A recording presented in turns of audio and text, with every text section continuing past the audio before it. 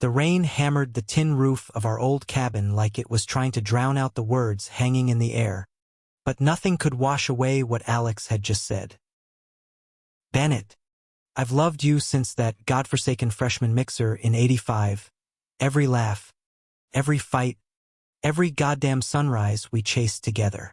My coffee mug slipped from my fingers, shattering on the scarred pine floor, shards scattering like the pieces of my carefully constructed life. And in that instant, 40 years of brotherhood cracked wide open, revealing the man I'd always seen but never truly known. I stared at him across the kitchen table, the man who'd been my anchor through divorces, job losses, and the slow bleed of time. His gray eyes, those same eyes that had twinkled with mischief under stadium lights and steadied me through my father's funeral, now raw and pleading, stripped bare in the dim flicker of the wood stove. The Pacific Northwest chill seeped through the cracks in the walls, but it was the heat rising in my chest that made it impossible to breathe, a fire I'd banked so long ago I forgot it was still smoldering. We'd come to this cabin on the edge of Olympic National Park every fall for the last 3 decades, a ritual born out of necessity after college, when life in Seattle started gnawing at us like the relentless tide against the Sound. Back then, in the hazy glow of youth, Alex and I were inseparable, 2 kids from blue-collar families, him with his quick wit and that infectious grin that could disarm a room full of skeptics, me with my stubborn streak and a sketchpad always tucked under my arm, dreaming of architecture that could outlast the earthquakes. University of Washington had thrown us together in a cramped dorm, bonding over cheap beer and all-night cram sessions for classes we'd both barely pass. But that confession, it hit like a rogue wave, pulling me under before I could grab the shore.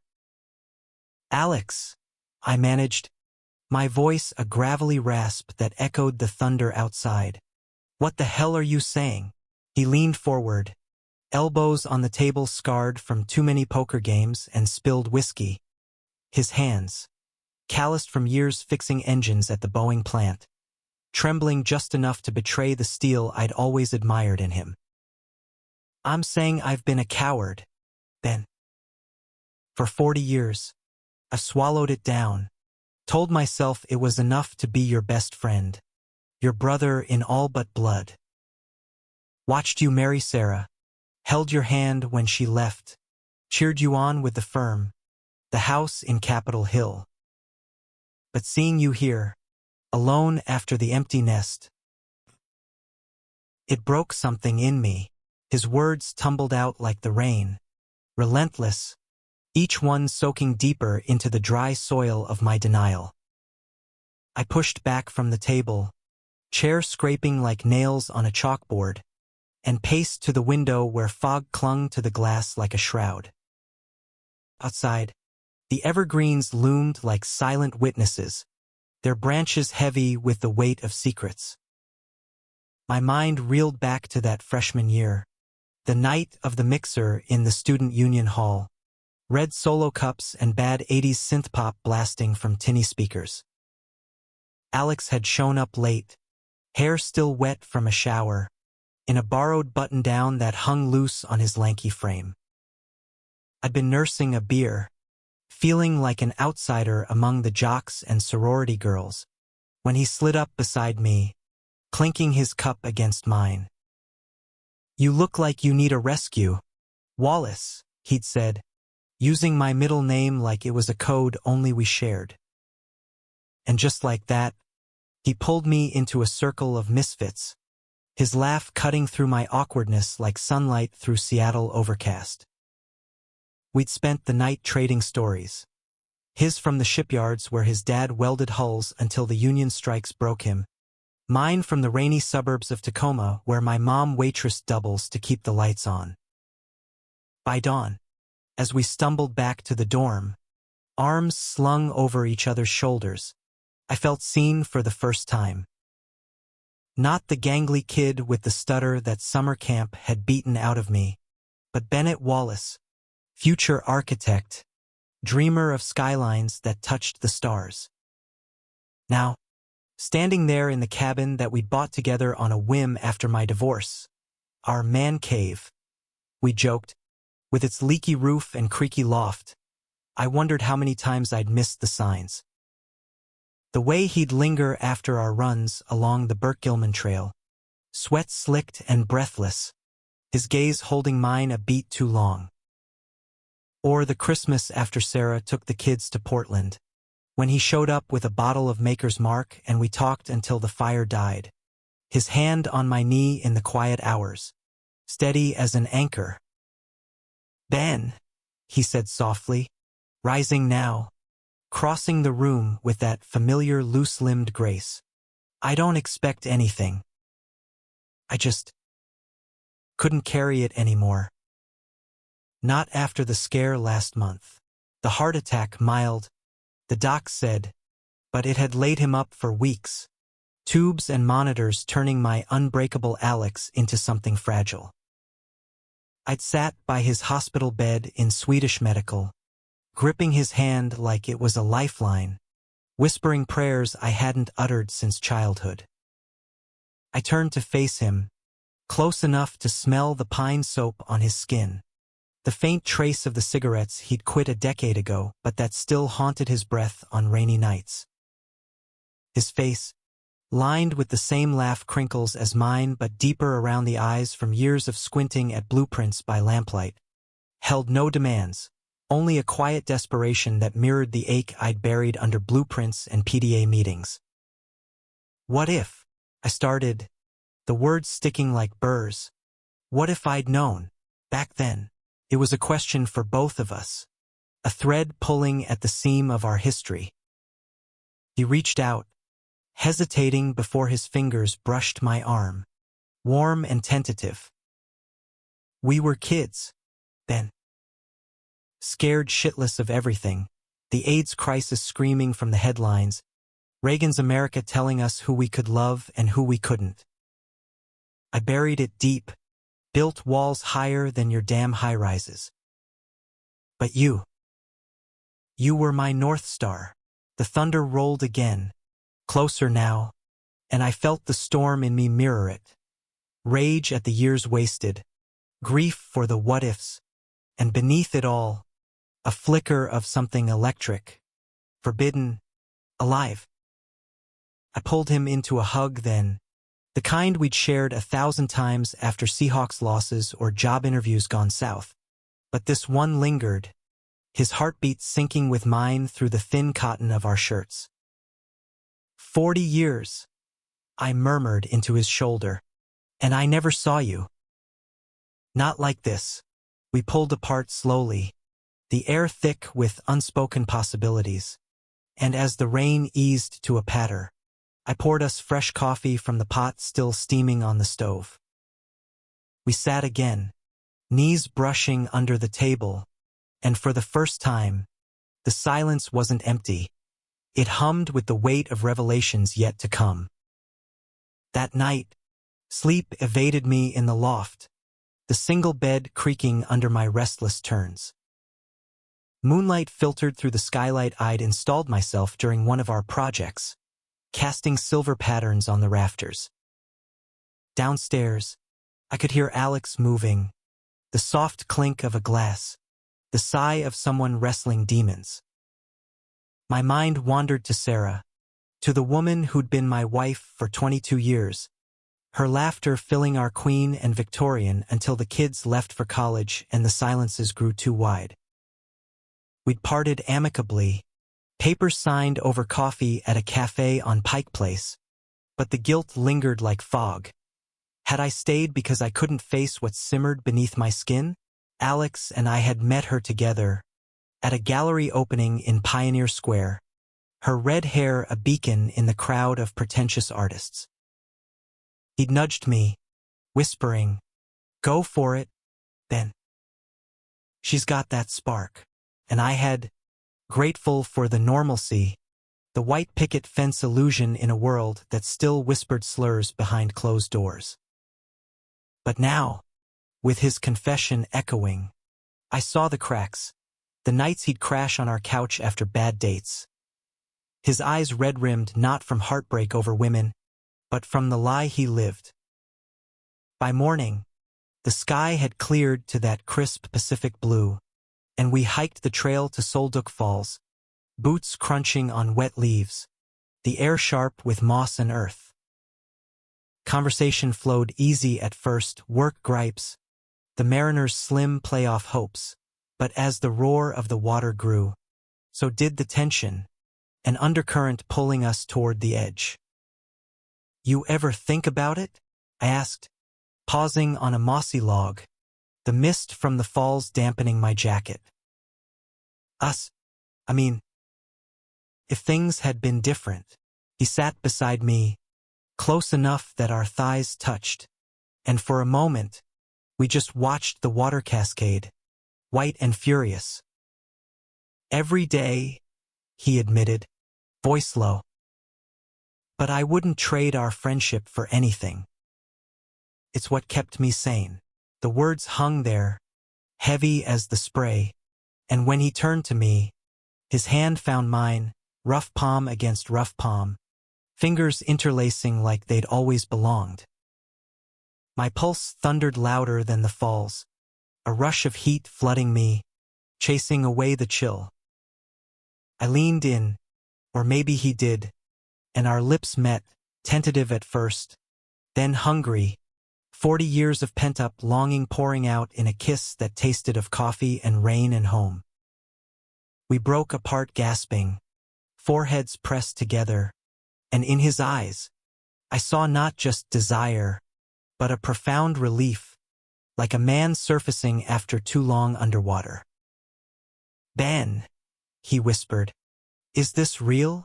"It's as real as us," I said, and for the first time in decades, I believed it. The drive back to Seattle that afternoon was a blur of winding roads and stolen glances, the cassette deck playing Springsteen, Alex's pick. Thunder Road, blasting like a soundtrack to our unraveling. My old Ford pickup rattled over potholes, the heater blasting against the creeping damp, but the warmth between us was a different kind, tentative and scorching.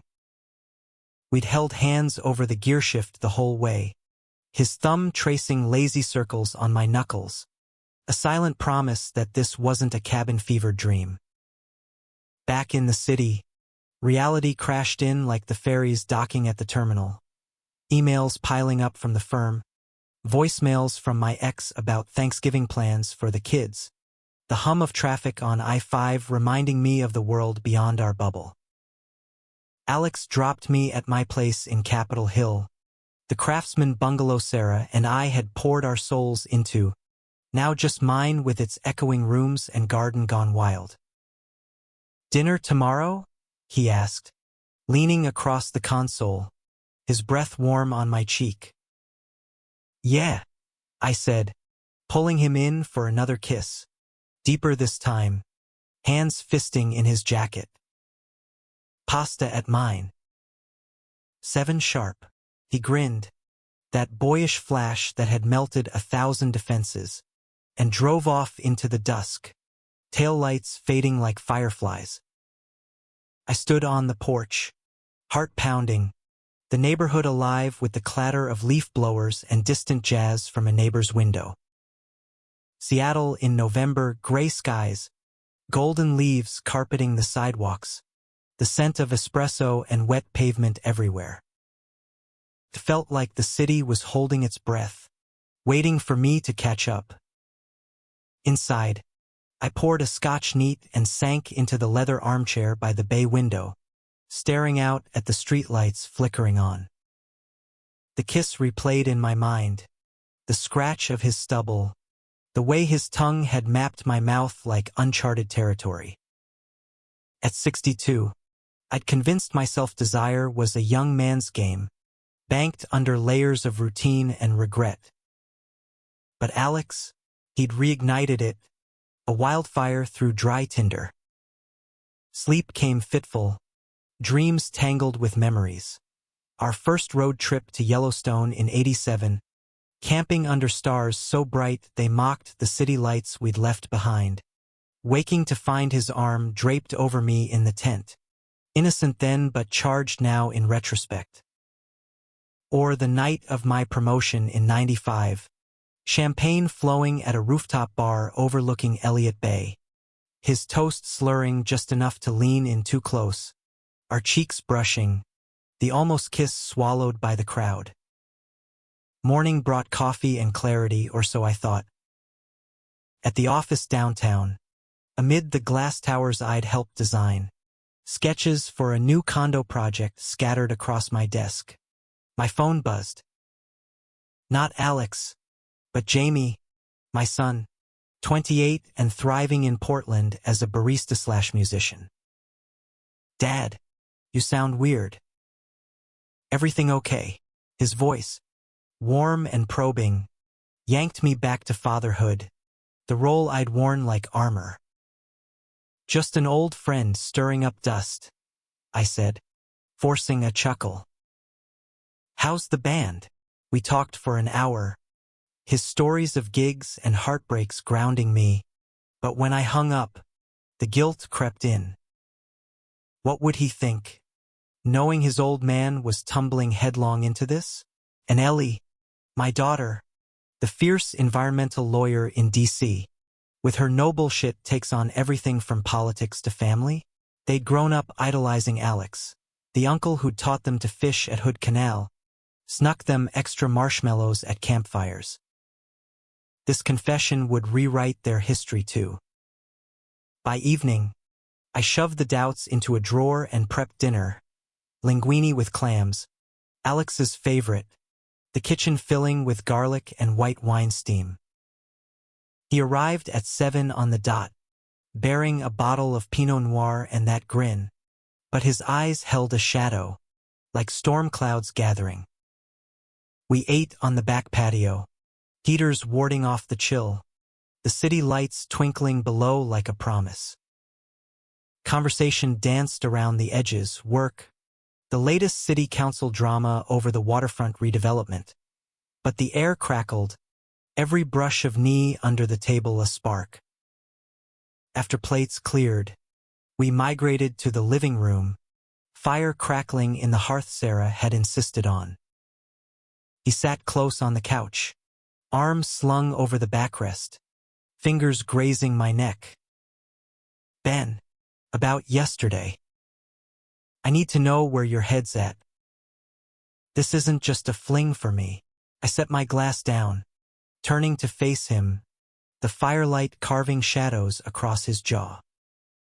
It's not for me either. But it's terrifying, Alex. We've built this life, friends, family, the whole facade. What if it blows up?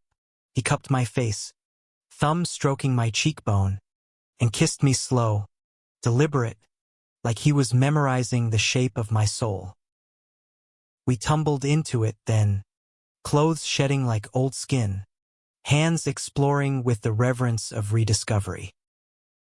In my bed upstairs, under the sloped ceiling with its exposed beams, we moved together, urgent, tender, a symphony of gasps and whispers.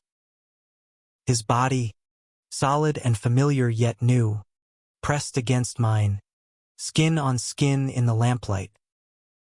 I love you, he murmured against my throat, and I echoed it back, the words freeing something caged inside me for decades. Afterward, tangled in sheets that smelled of us, he traced the scar on my chest from a '90s biking accident, his touch feather-light. Remember when I carried you 3 miles to the ER? Thought I'd lose you. You saved me, I said, pulling him closer. Always have. We dozed like that, hearts sinking in the quiet, but dawn brought the first fracture. My phone rang at 6, Ellie, voice edged with urgency.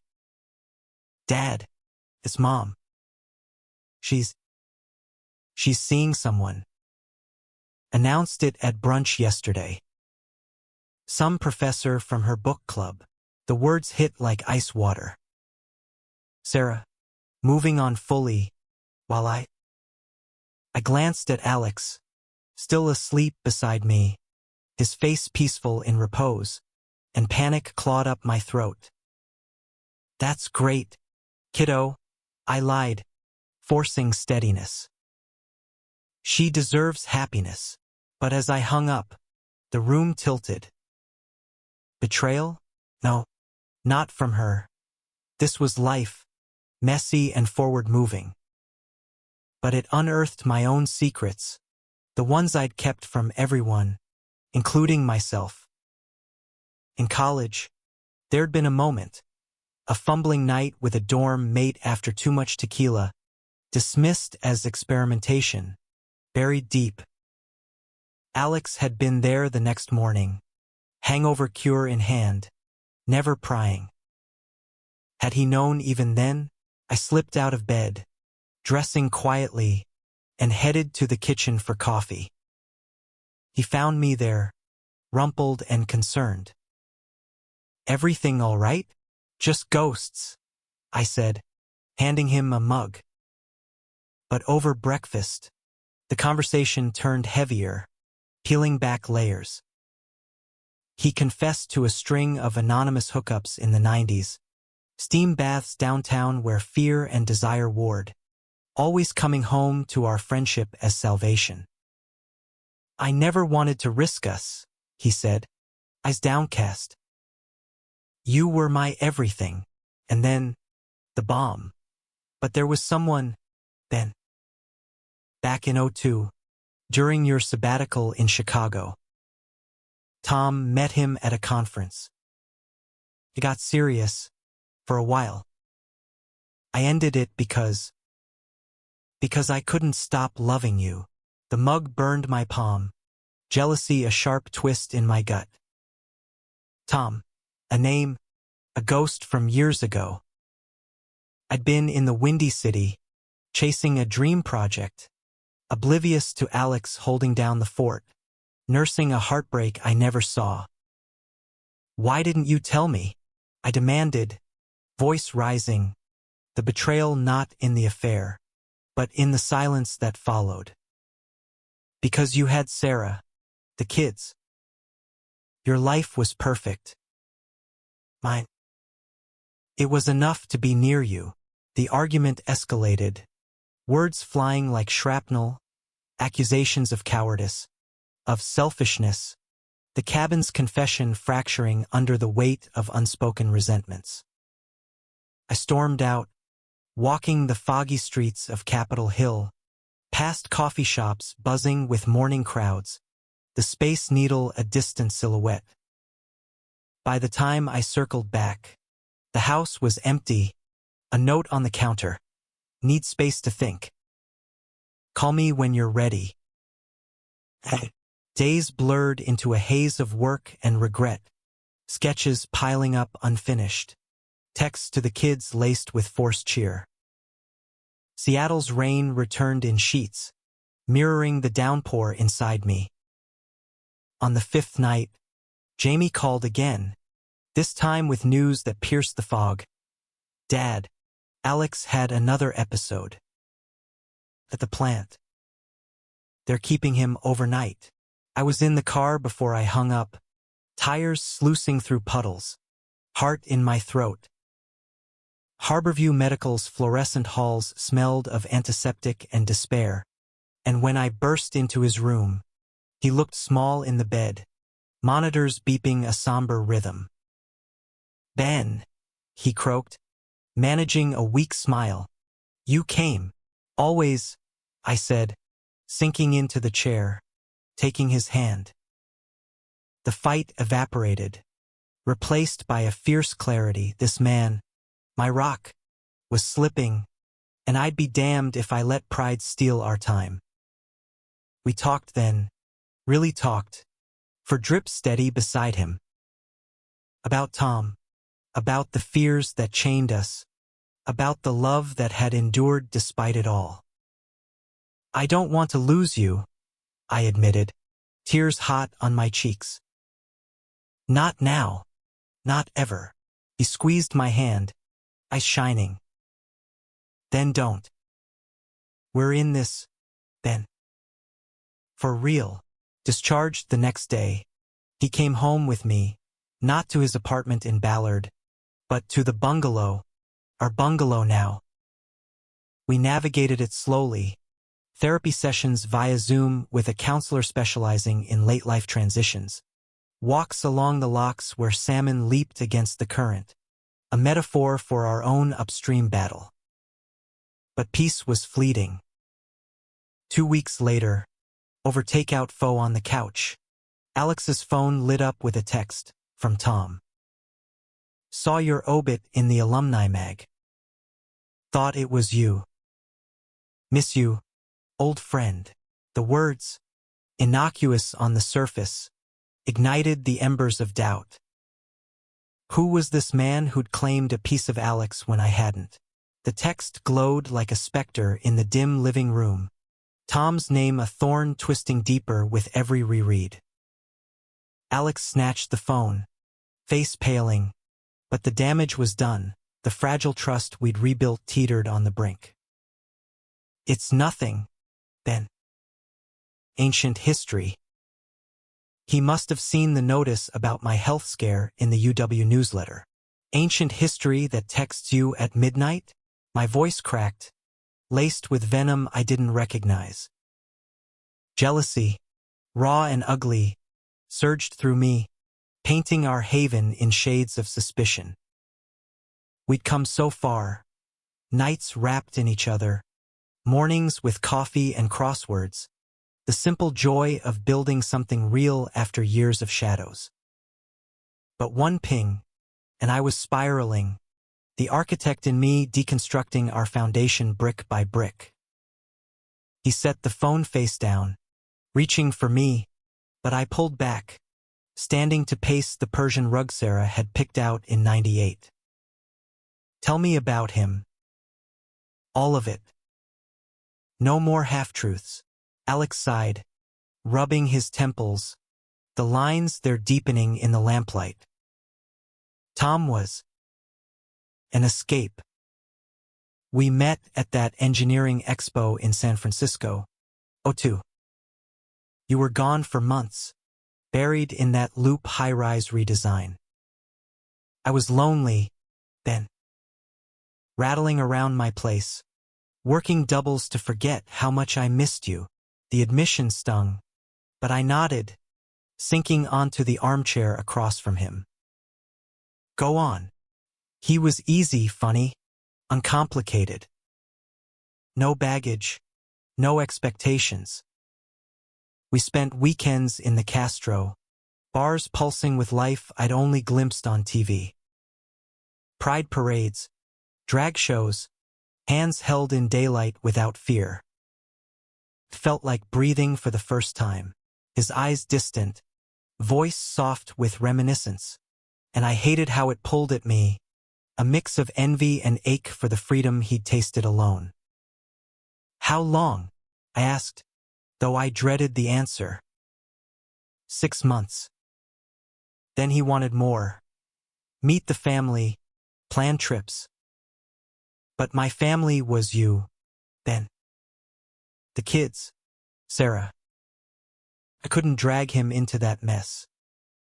So I ghosted, flew back to Seattle, threw myself into fixing up the cabin instead. He met my gaze, steady. It nearly killed me, but losing you would have been worse.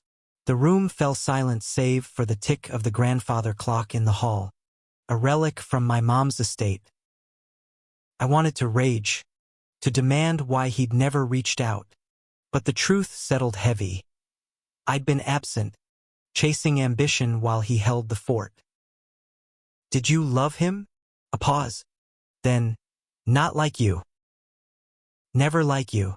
We bridged the gap that night with words and touches, bodies reaffirming what doubts had frayed. But the seed was planted, sprouting tendrils of insecurity that colored the weeks ahead. Work became my refuge, the firm buzzing with deadlines for the new sound transit expansions, late nights poring over CAD files in my corner office overlooking the ferries.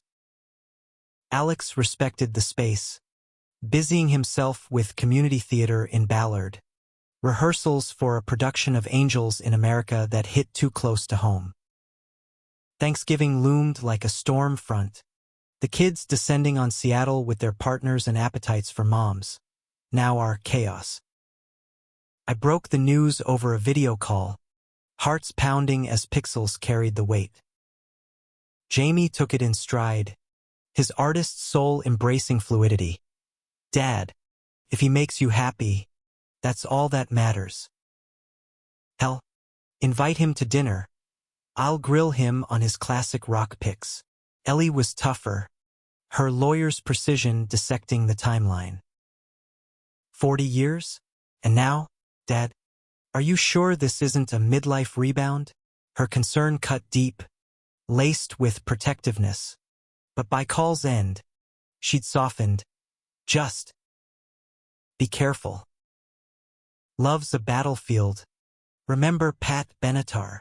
Alex joined us for the holiday, the bungalow alive with turkey and laughter, the kids circling him like old times but with new eyes, teasing about finally making an honest man of Uncle Alex. We carved out moments amid the frenzy. His hand on my lower back in the kitchen, a stolen kiss in the pantry scented with sage. Felt like family, reimagined, the kind America was slowly learning to embrace, post-Obergefell, with rainbows on city flags and couples like us strolling hand in hand at the market. But the high crashed on Black Friday, amid the shopping hordes at Westlake Center. My phone buzzed, an email from the UW Alumni Association, forwarded chain including Alex's health notice. Attached, a group photo from the O2 Expo, Alex and Tom arm in arm, grins wide under California sun, a lifetime ago but vivid as yesterday. Below it, a reply all from Tom. Alex saw this and had to reach out. Coffee when you're in the Bay? For old times. I forwarded it to Alex without a word, jealousy festering into something darker. That night, as the kids departed for their flights, he confronted me in the study, printout crumpled in his fist. Ben, this is paranoia. Tom's married now, 2 kids. It's harmless. Harmless? You kept his number. Responded last time. The accusation hung, poisonous, and he fired back, voice rising to match the wind rattling the windows. Because I didn't want to be rude. You're turning this into something it's not. Punishing me for a past you weren't part of. The fight spilled into the street, voices echoing off parked cars, neighbors' curtains twitching. Maybe I am punishing you, I shouted, rain mingling with tears. For loving me in silence, for letting me build a life on lies. For making me see now what I could have had then. He stopped, chest heaving, face a mask of hurt. You think I chose this? The hiding, the ache, I protected us, then. From a world that would have torn us apart. We stood there, soaked and spent, until he turned and walked to his truck, engine roaring to life before I could call him back. The house emptied again, turkey leftovers mocking me from the fridge, the silence deafening. Days stretched into a chasm. I threw myself into the sound project, elevations and elevations blurring into insomnia-fueled haze. Calls to the kids yielded sympathy but no fixes. Jamie sent playlists of queer anthems. Ellie mailed a book on late-blooming love. Alex's radio silence was a void, his apartment dark when I drove by one desperate night, the Space Needle's glow a lonely sentinel. Then, the call came, not from him, but the hospital. Another episode, worse this time, arrhythmia triggered by stress. I raced through rush hour, horns blaring like accusations, bursting into the ER where he lay pale under stark lights, oxygen mask fogging with each breath. "Idiot," I whispered, collapsing beside him, hand engulfing his. "You scared the hell out of me." His eyes fluttered open, weak but warm. "Needed to see if you'd come. Always," I choked, the word a vow. Nurses bustled, docs murmuring about stents and lifestyle changes. But in that sterile limbo, we bared it all. No more ghosts, no more maybes. "I forgive you," I said, kissing his knuckles. "For Tom, for the silence. Just stay with me." He nodded, tears tracking salt paths. "Promise." Recovery was a slow burn, physical therapy in the Virginia Mason gym. Walks shortened to blocks along Lake Union, where houseboats bobbed like buoys of hope. We talked therapy, his counselor revealing layers of internalized shame from a pre-Mattachine era, mine unpacking the heteronormative script I'd followed blindly. Seattle supported us in small ways. The barista at Victrola who slipped us extra scones after overhearing our story, the pride flags fluttering from balconies like affirmations. Winter deepened, solstice fires in our hearth casting dances on walls we'd soon repaint together.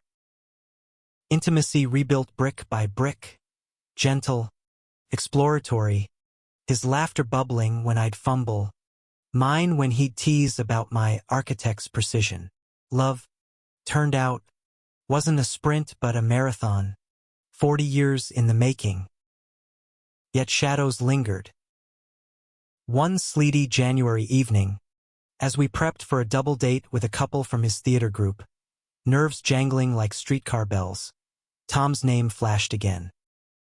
Not a text, but a letter, forwarded from Alex's P.O. box, envelope crisp with Bay Area postmark. The envelope sat unopened on the kitchen island, a paper grenade amid the clutter of takeout menus and half-finished sketches. Alex eyed it like a live wire, but I snatched it first, curiosity overriding caution. "We faced this together," I said, voice steadier than I felt, and slid it open with a butter knife.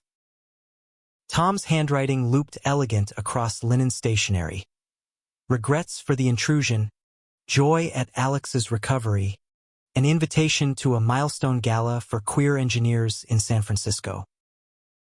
"No strings," he wrote. "Just old friends toasting survival." A photo clipped inside. Tom now silver-foxed, arm around a husband in a garden, smiles radiant. No threat, just life lived parallel. Alex exhaled, shoulders sagging. "See? Harmless." But the letter cracked something deeper, forcing us to confront the what-ifs head-on. That night, over bourbon by the fire, we unpacked it, not with anger, but honesty. I wondered, sometimes, Alex admitted, glass cradled in both hands. What if I'd gone with him, built a life out loud, and left me? The question hung, vulnerable.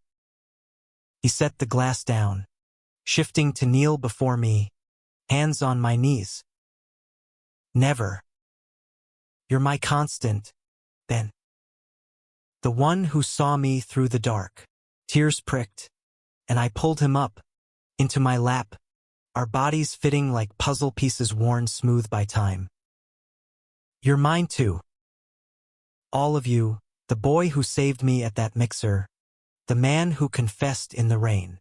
We made love then, slow and sacred, the world outside fading to white noise. Afterward, tangled and sated, we burned the letter in the hearth, ashes swirling like released sins, a ritual sealing our pact. Spring unfurled in Seattle's trademark teas, cherry blossoms warring with downpours, the city exhaling after winter's grip. Alex's health stabilized, stents holding, and we dove into plans. A trip to the San Juans, kayaking around Lime Kiln Lighthouse, renovations on the cabin, adding a deck for stargazing. The kids visited more. Jamie with his guitar for impromptu jam sessions, Ellie debating policy over wine, both warming to Uncle Alex as partner, their acceptance a bomb.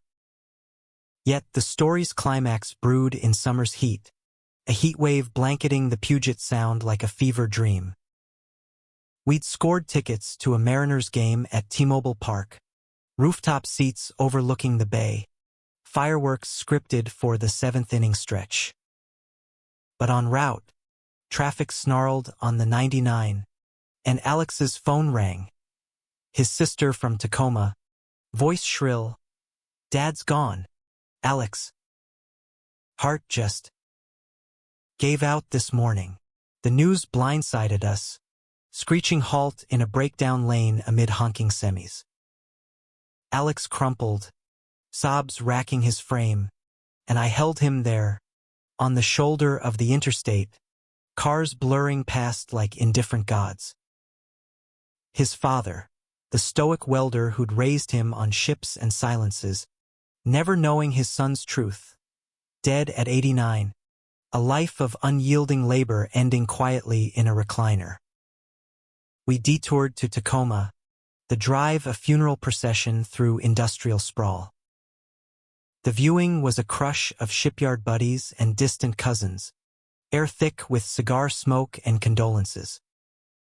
Alex stood rigid by the casket, eulogy clutched like a shield, but when his turn came, words failed, cracking into raw grief. "He taught me strength," he choked, eyes finding mine in the pews. "But love, that was you, Dad. You showed me how to bend without breaking." The congregation murmured, oblivious to the layers, but I felt it, the culmination of our journey, his father's legacy refracted through our bond. That night, in a motel off the Narrows Bridge, waves lapping like whispers, we mourned together. "He never knew," Alex wept, head on my chest. "About us," I stroked his hair, silver now under the neon bleed. "He knew you were loved. That's enough." Back in Seattle, the loss rippled, deepening our intimacy.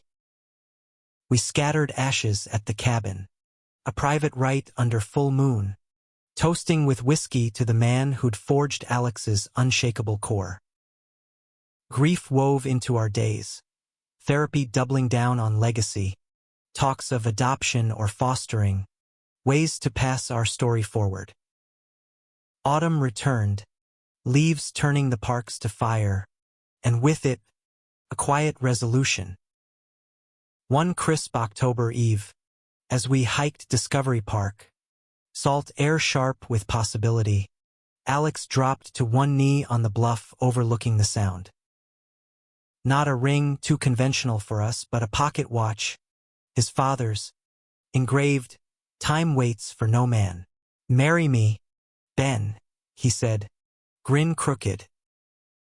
Not for the world, but for us. 40 years late, but right on time, laughter bubbled through tears, and I hauled him up, kissing him fierce against the wind. Yes. God, yes.